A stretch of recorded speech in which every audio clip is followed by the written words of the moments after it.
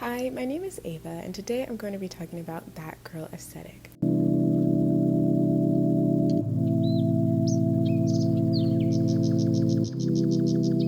So last week I talked about different niche aesthetics on social media, and I talked about the clean girl aesthetic. And in that aesthetic, I explained how it ties into that girl aesthetic. So today we're going on more of a deep dive into that girl. So what is that girl? What does it mean to be that girl? And it's basically just when someone is the perfect girl. So the whole point is that you do everything to be the best girl. You wake up super early, you eat really healthy, you work out, you stretch, you look pretty, you smell good, you do skincare, you do self-care. They just do a lot of things for themselves, and they make sure that their life is perfect.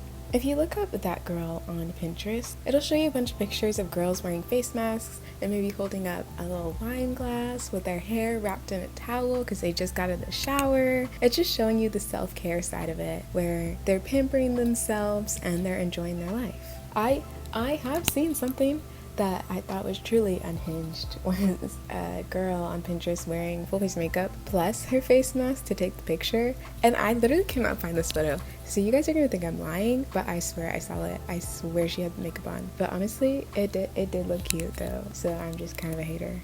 I think we should first talk about the bad side of it. That girl has turned into something that's a little bit toxic, and this is because of the people that do vlogs and that show their lives in being that girl. And most of the times, these people are rich, and they're white, and they're skinny. So it's just a very specific look of people, specific type of girl that is really hard to seem like it's achievable or seem like it's normal, like their life is real. But most videos when this first started was just girls essentially showing off their wealth. A lot of the times you'd see their skincare routine and it's like bottles and bottles of skincare that they don't really need that costs thousands of dollars, or them eating super healthy stuff that's probably kind of expensive.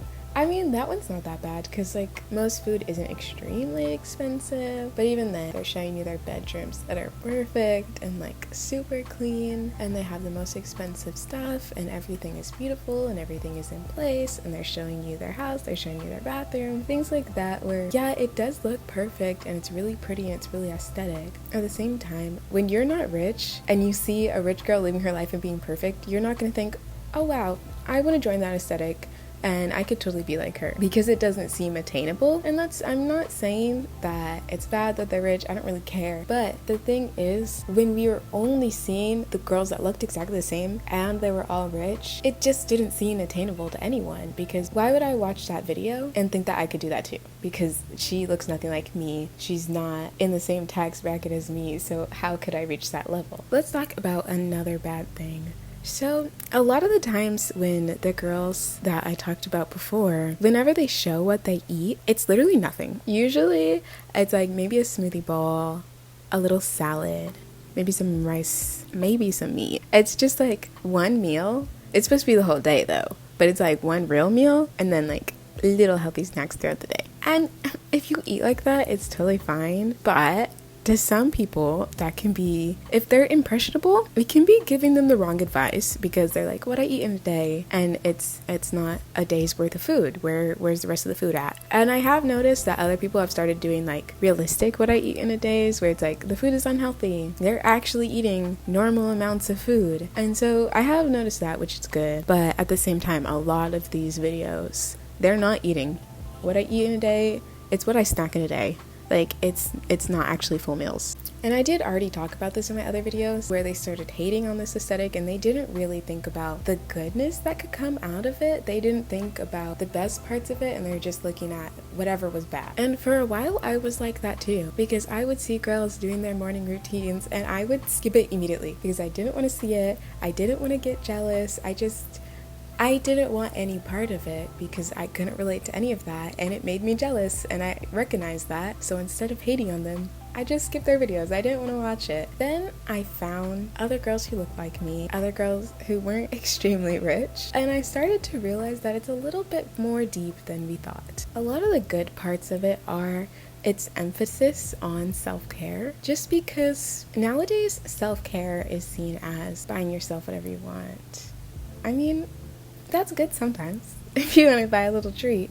But a lot of the time, self-care is viewed in the lens of overconsumption, where it's like, I'm taking care of myself and I'm making myself feel better by going on a shopping spree for things that I don't need. And it's going to make me happy for 2 seconds, and then after I open the package, I'm going to be sad again. That is a harsh reality, but that is very true for a lot of people. It really emphasized self-care in just little things. Reading a book, stretching, going outside, making a pretty little drink at home. Because a lot of the stuff that's shown in this aesthetic is stuff you do at home. It's not really stuff that you do outside. So it's just taking care of yourself without going out and over-consuming. And I found my way into this aesthetic because I'm home a lot. I don't really have the most friends. So I started to want to change myself this summer since I just had so much free time without school.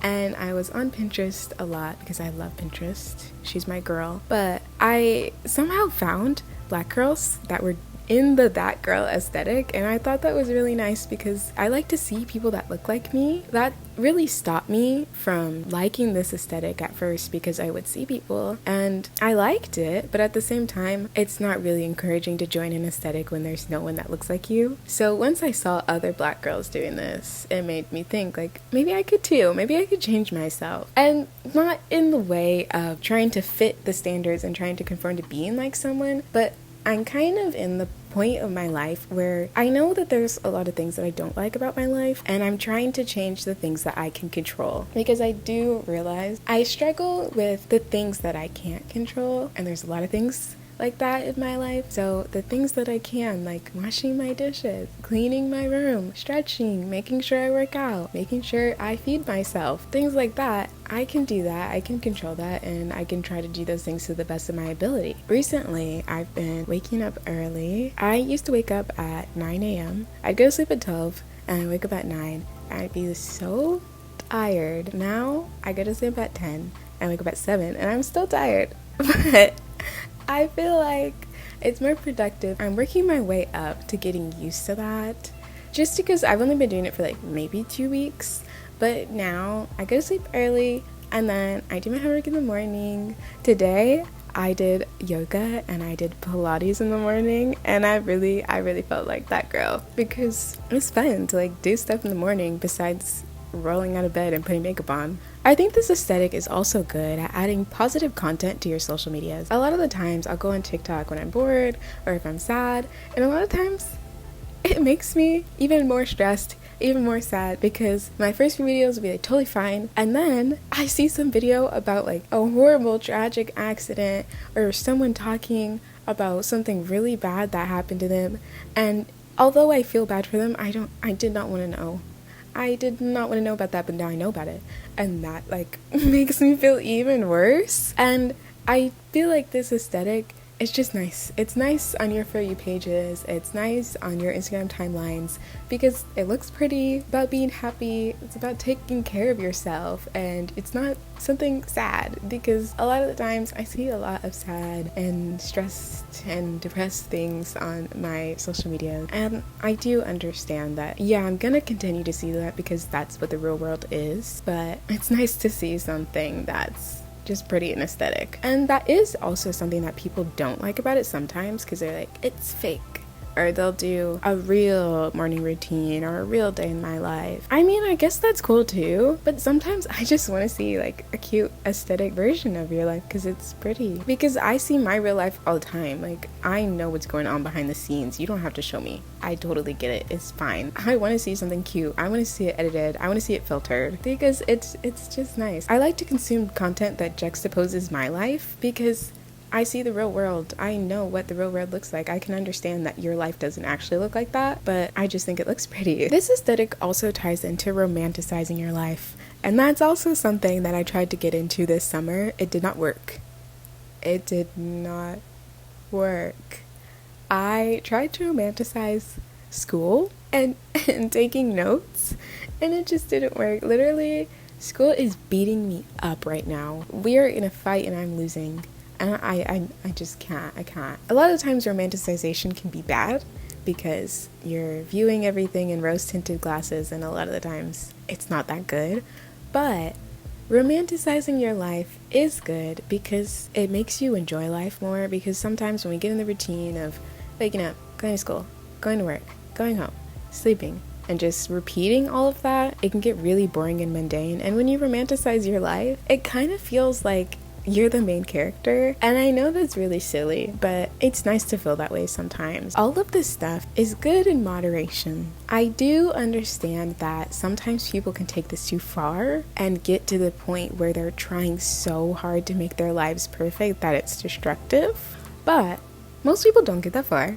So as long as you don't take it that far and get too stressed out about the fact that your life isn't perfect, it's fine. It's totally okay if your bed sheets don't match. It's okay if you didn't make your bed in the morning like all the other girls on their videos. That's fine. I don't like to make my bed, and that's totally okay. But I can still participate in that girl lifestyle. I have just found that this aesthetic has helped me so much, and I'm not fully where I want to be at this point, but changing your life is really hard. So change is a journey, and I'm growing, and I'm realizing that I actually need to put in work to have a life that I enjoy. And I know that kind of sucks, but this lifestyle is just helping me frame my life in a way, because it's hard to figure out what you want to change or what you want to do. And this is just starting off at, I want to care for myself, I want to clean my room, I want to try to live the best life that I can. And I think that's just really good.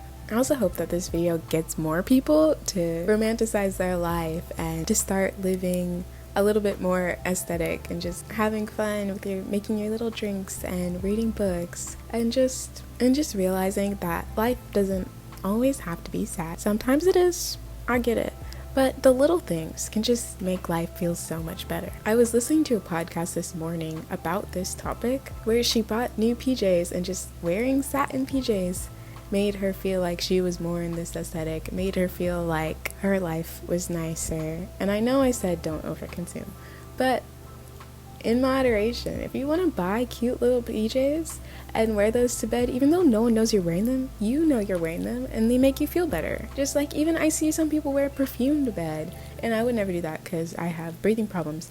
But if you want to wear perfume to bed and smell like a little angel, that is so cute. I love that. Just little things where you're not doing it for anyone else, because no one knows that unless you tell them that, or you're just doing it because it makes you feel good. So if you made it to the end of this video, leave a like and comment down below what you do for yourself for self-care. Thanks for watching. Bye. Do you guys like my cup? I quite like it. I haven't used it in a while. I forced my sister to make me this.